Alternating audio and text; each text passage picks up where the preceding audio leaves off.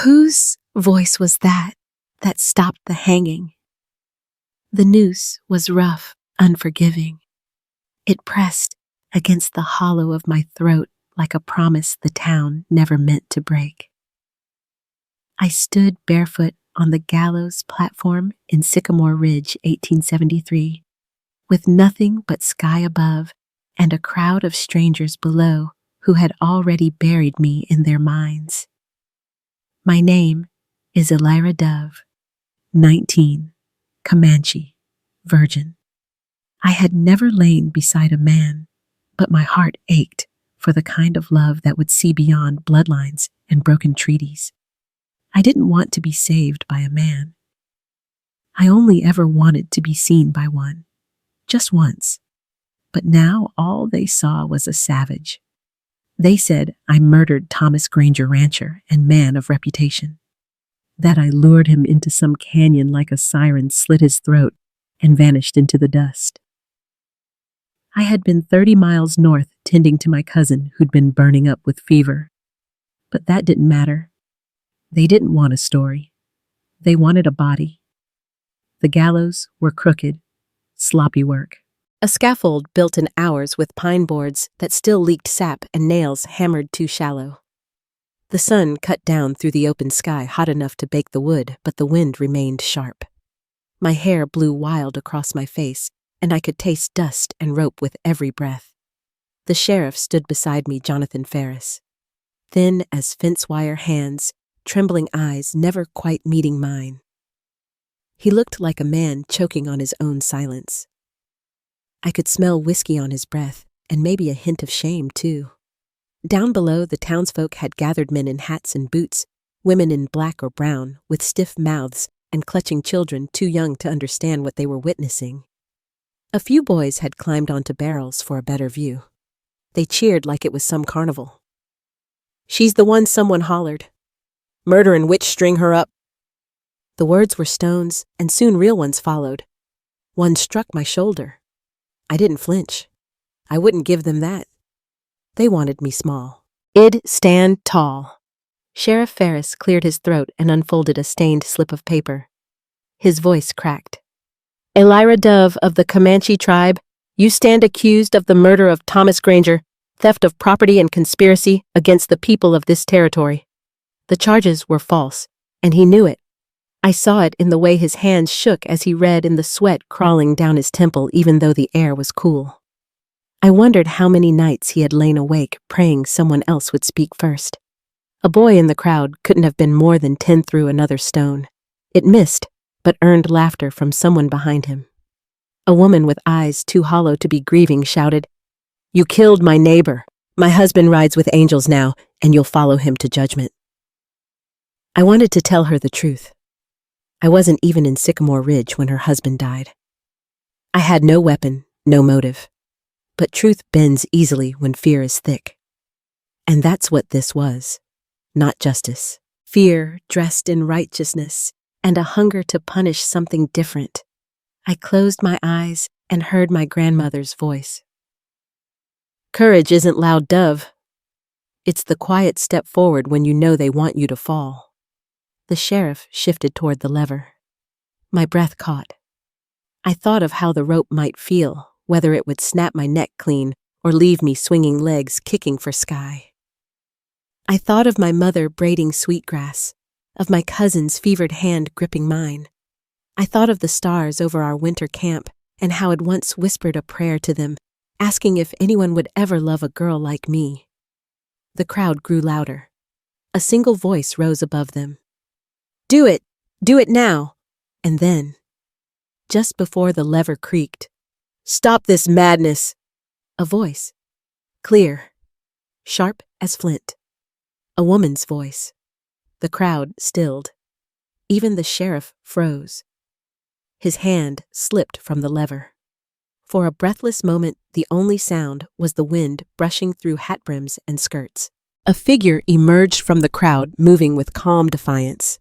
She was tall, dressed in black, and her face, pale, drawn, worn, was framed by a veil pushed back to reveal wide, blazing eyes. "Miriam Granger," someone whispered, and the crowd shivered. The widow. She climbed the gallows steps like she belonged there more than I did. I held her gaze. She didn't look away. She didn't blink. "I was there," she said loud enough for every soul in Sycamore Ridge to hear. "And you're all wrong." Gasps fluttered through the crowd like startled birds. Miriam reached the top step and turned to face them. Her hands trembled, but her voice was iron. "My husband wasn't murdered by this girl. He was ambushed by white men. Thieves. Masked. They took our horses and our silver. And when they were done, they left me weeping in blood." The crowd began to stir uneasily. Sheriff Ferris turned ghostly white. "She's a savage," someone shouted. "She was there?" "No," Miriam cut in, eyes blazing. "You want to hang someone? Find the men with crescent-shaped scars on their hands and liquor in their eyes. This girl." She tried to help me bury him. My knees wavered. Was this mercy, or was I dreaming? And just then, from the back of the crowd, I saw him. A man standing apart from the others, broad-shouldered, arms crossed. His eyes were shadowed beneath the brim of his hat. He said nothing, but his gaze didn't look at me like the others did. Not with judgment, but with recognition. The rope still lay around my neck, but for the first time in hours, I felt the faintest shift in the wind, and a voice inside me whispered, "Maybe this story isn't over yet." Chapter 2. What if the rope loosens, but the real danger is still watching from the crowd? They didn't cut the rope the moment Miriam Granger spoke. Even as her words shattered the crowd's certainty, the noose still pressed against my throat like a lie refusing to let go. My hands throbbed behind my back, blood returning in angry pulses. And though the platform beneath me creaked with the slightest shift, no one moved to stop what had already been set in motion. Sheriff Ferris looked stricken. Sweat pooled at his collar, but his boots stayed rooted. His fingers hovered near the lever like he still hadn't decided if justice was a feeling or a performance. "She's lying," someone called from the left, a heavy-set man with a red neckerchief and knuckles like stones. "She's confused, protecting the squaw 'cause she's gone soft in the head." The crowd murmured, half ready to believe him, half frightened by what it would mean if Miriam told the truth. But Miriam didn't flinch. "I know what I saw," she said, her voice louder now. "They weren't Apache. They were white men. One of them had a limp. Another wore a wedding band on the wrong hand. They took our horses, shot Tom in the back, left me in the dirt beside him like garbage. This girl wasn't there, and if any of you had the sense God gave a fence post, you'd know it." A ripple moved through the gathering. Unease. Doubt. But doubt in a mob is dangerous. It doesn't soothe, it stirs. Then he stepped forward. The man I'd noticed earlier. The only one in the crowd who hadn't shouted or spat. Broad-shouldered, sun-darkened skin dust clinging to his boots and coat. He removed his hat, slowly, eyes fixed not on the sheriff, but on me. "I reckon we ought to let her speak," he said. Calm. Clear. No tremble in his voice. A few turned toward him, squinting. "Who are you?" someone hissed. "Name's Declan Ward," he replied. "I run cattle north of here. I fought in the war. I buried more than one friend because someone jumped to the wrong conclusion." Ferris licked his lips. "Mr. Ward, I understand your concern, but this town is about to hang a girl without hearing a word from her mouth. That ain't justice, Sheriff. That's cowardice wrapped in ceremony." His words hit like a stone in still water. Miriam gave a sharp nod. "Cut her down." "No," Ferris said quickly. "Not yet. She runs, we lose what little peace we've got." "I'm not running," I said. My voice scraped from my throat like something dragged over gravel. It was dry, hoarse, but it held, and everyone heard it. "Ill speak," I continued, "but not like this, not with a rope around my neck and your boot on my name." The silence that followed was different this time. A few heads lowered. A woman clutched her child tighter. Even the man with the red neckerchief looked uncertain now. Ferris gave a nod to the young deputy beside him. The boy climbed the steps with a blade that shook in his hands. He cut the bonds at my wrists first, the noose second. When it dropped from my shoulders, I nearly stumbled. Declan was already at the edge of the platform. His hand steadied my elbow. Firm. No pity, just presence. "You're all right," he said. I wasn't. But I nodded anyway. Ferris gestured. "Go on. Speak then." I took a breath so deep it tasted like survival. I was 30 miles north in Willow Hill. My cousin Luma was sick. Yellow fever. Couldn't keep food down. I ground echinacea boiled willow bark. Stayed with her 3 days. I only came here to trade for more honey and cloth. I never knew Thomas Granger. Never crossed his land. But when you saw me, you didn't ask. The words settled. Heavy as wet wool. Then like a buzzard circling low, the man with the red neckerchief stepped forward again. "Real pretty speech," he sneered. "But words ain't proof. You expect us to just believe her." "Where's the witness? I saw her," a new voice said. Heads turned. An old prospector stepped forward, face leathered by years in the sun boots caked in red dust. He held his hat against his chest like he was about to pray. "Name's Silas Huxley. I was up by Willow Hill. Saw her tending to a girl under the cedars. That was 3 days ago. Didn't speak to her, but it was her." "You sure someone asked?" Silas nodded. "As sure as I know the sun don't lie." Declan turned to the sheriff. "You gonna keep this rope or you gonna listen?" Ferris hesitated. You could almost hear the hinge creaking in his spine as he tried to stand straighter. "She stays in town," he said. "No gallows, but no leaving," Fair Declan said. Miriam stepped closer to me. Her eyes were sharp again. Not angry, just filled with the kind of grief that never softens, only hardens into purpose. "Then help me find who really killed Tom," she said. "If it wasn't you, I want to know who it was. I need to know." I met her eyes. "Then we find out together." I felt Declan shift beside me, not saying anything, just there, solid, real. But before I could take another breath, I noticed something strange. A man in the crowd standing near the saloon steps, pale gray shirt, clean boots, and too calm. His arms were crossed, but his eyes weren't watching me, they were watching Silas. Calculating. Cold. He lit a match to a cigarillo, smiled, and didn't flinch once. I looked away before he noticed I'd seen him, because the rope may have loosened around my neck, but something else had tightened in the air. Not justice, not mercy, something worse. And whatever it was, it had just seen me live. Chapter 3. If I walked away now, would the noose follow me in silence or in smoke? The rope was gone, yes, but in its place hung a silence thicker than judgment. I stood on that crooked platform, wrists, burning breath, shallow with 50 strangers, watching as if they were waiting for the next verdict tone that might still end with me in the ground. My body was free, but my name still dangled in the air, like something half condemned, half forgotten. Declan Ward stood beside me, his hand brushing my elbow. He didn't look away, even when others did. His presence didn't shout. It steadied. I wondered what kind of man faced a whole town with that kind of calm. "You all right?" he asked. I didn't lie. "Not yet," I said. A faint nod. No pity. Just understanding. We didn't have time to say more. The sound of hooves rose behind us. Dust curled as a young boy on a chestnut mare came flying down Main Street. I recognized the rider before he even reined in. "Elijah, Miriam's boy." "Mama," he shouted, his voice cracking with urgency. "I saw them, the men from that night."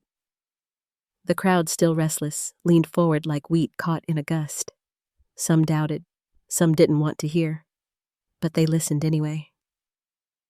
Elijah dismounted hard, nearly stumbling. 3 of them, just like you said, one limping, one with a ring on his right hand. They're camped up by Miller's Pass. They've got past Saddlebag. Miriam's face went pale. The kind of pale that isn't fear, but memory surfacing too fast. Sheriff Ferris stepped forward stiff. You sure son Elijah looked straight at him? I know what I saw. The boy's voice didn't shake.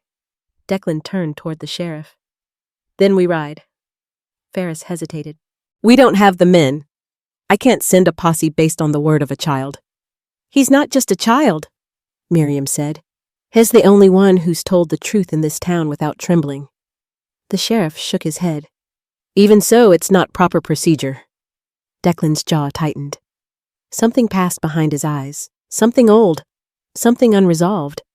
I've seen procedure bury the wrong man, he said, and I kept my mouth shut then. I won't do it again. He stepped closer. Swear me in, or step aside. The square held its breath.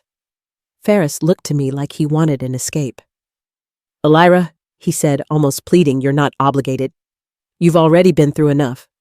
But I wasn't thinking about what had been through. I was thinking about what had almost become.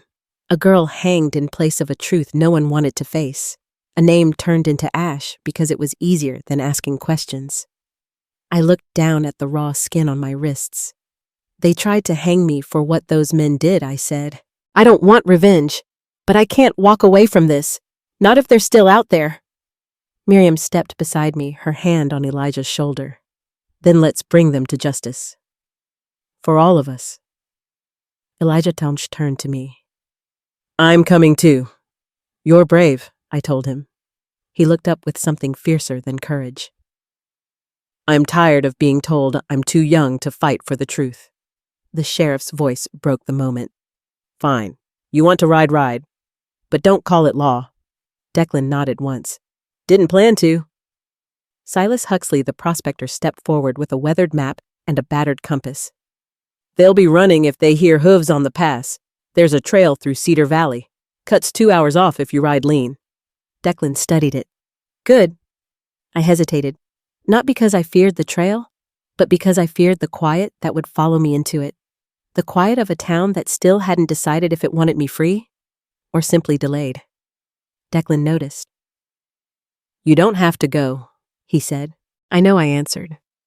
But if I stay, it'll always be the girl they almost killed. And I don't want to be almost anything anymore. He looked at me with something unreadable, something that made my chest ache in a way I didn't understand yet. Then he simply said, All right, let's end this. Minutes later, we were saddled and ready. Declan rode at the front, Elijah just behind him, bow strapped across his back like a banner of stubborn hope. I took the rear, glancing once over my shoulder. Most of the crowd had dispersed, but not all. Near the corner of the saloon stood a man I hadn't noticed before. Pale gray shirt, clean boots, smoking slow, deliberate. His eyes tracked us, not with anger, but something colder, something practiced. And when our eyes locked, he smiled. Not kindly, not cruelly, just knowingly. As if he'd seen this part before. As if he'd seen me live and marked it down for later. I turned back to the trail. The sun was high now, slicing across the hills in golden streaks. Wind picked up behind us. And for the first time in days, I didn't feel like prey. I felt like a storm coming. Chapter 4. What if the truth you're chasing has been hunting you all along? I had thought the canyon would be quiet, that it would cradle us in red stone silence, give us time to think, to plan, to breathe. But truth doesn't wait for calm. It finds you in dust and hoofbeats and the echo of a man's dying breath. We rode into Red Hollow just past midday, the sky above a flat, breathless blue.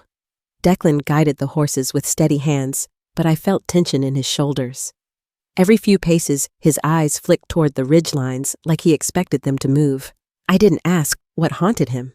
I had my own ghosts pressing against my ribs. We stopped near a narrow spring to water the horses. Declan dismounted first, then offered his hand to help me down. His fingers were warm and rough, his grip gentle. You all right?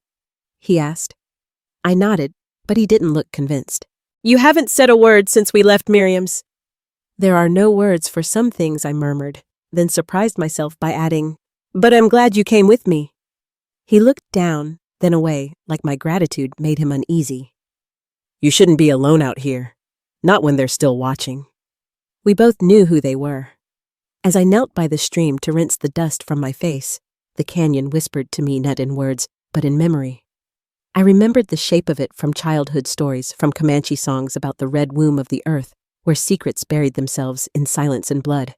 And then came the sound we hadn't expected, a gunshot. Declan spun, rifle drawn.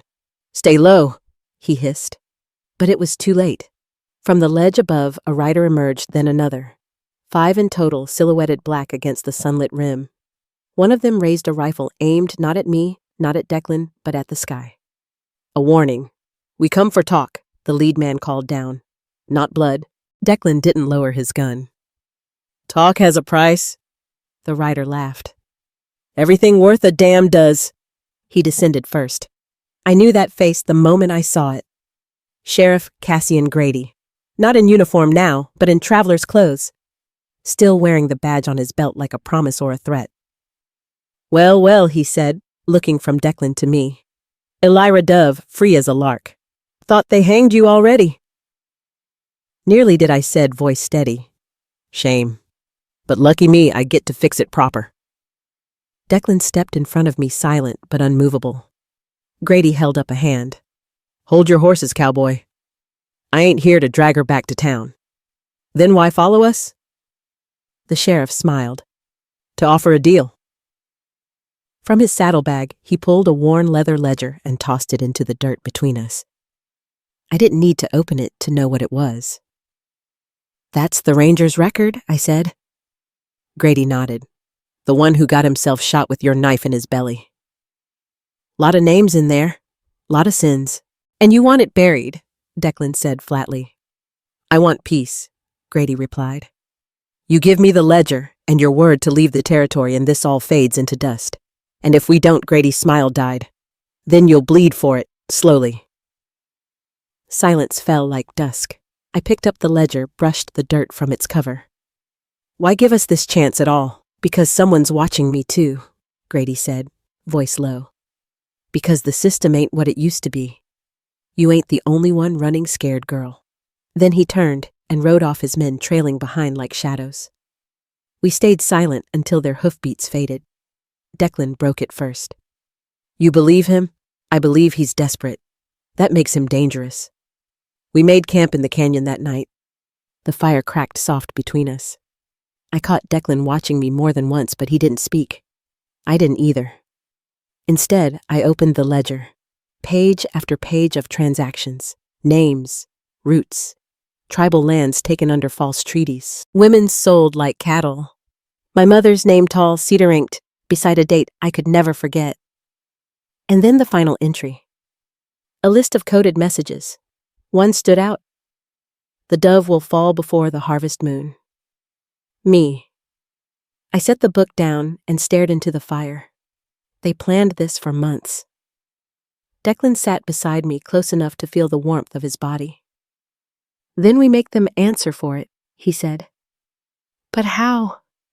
My voice cracked. "Even if we expose it, who would listen?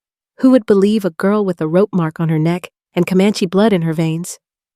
He didn't answer. He just reached out slowly and placed his hand over mine. I would. And it wasn't a promise of safety. It was something harder, something truer.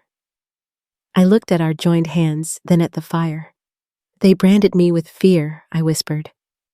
"But I wear it now like armor."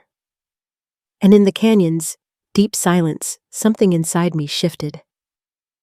Not healed, not yet, but standing. Tomorrow we would ride toward truth. Not because it was safe, but because it was ours. Chapter 5.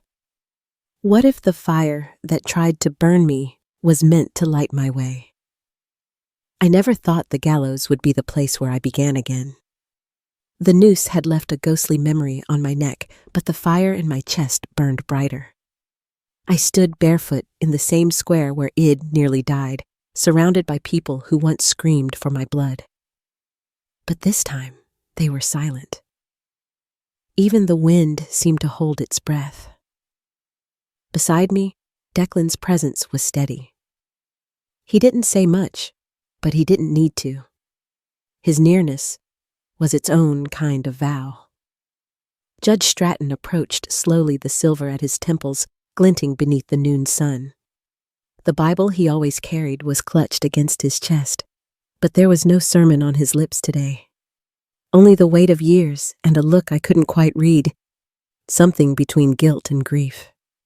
"You could leave," he said quietly, voice cracking like dry wood. "Walk away. No one here would stop you now." I stepped forward, feeling the worn wood beneath my bare feet. My voice shook, but not from fear. "And let the story stay theirs," I said.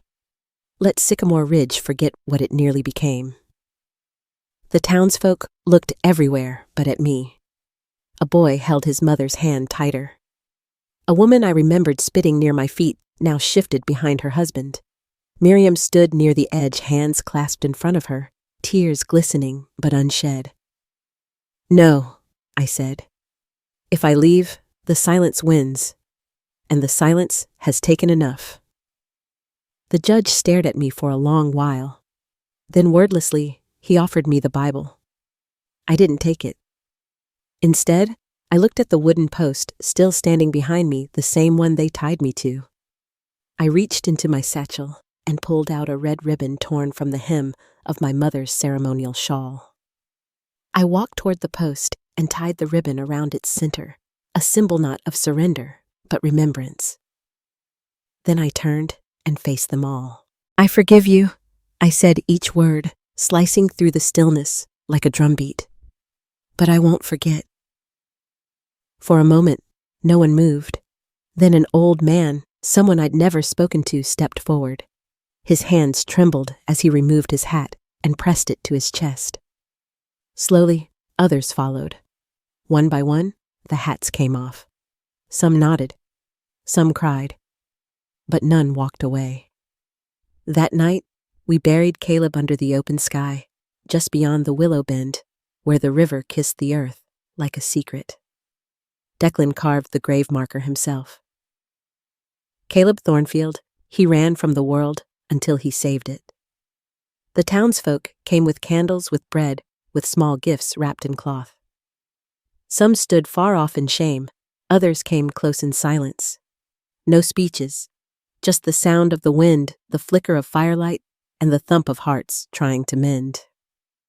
Declan stayed quiet for most of it, but later, after the last candle burned low and the night drew a curtain of stars, he and I sat by the grave. He traced the name with his fingertips like it was still alive. I never told him. "Thank you," he said. "You did," I whispered, "every time you chose something better than what raised you."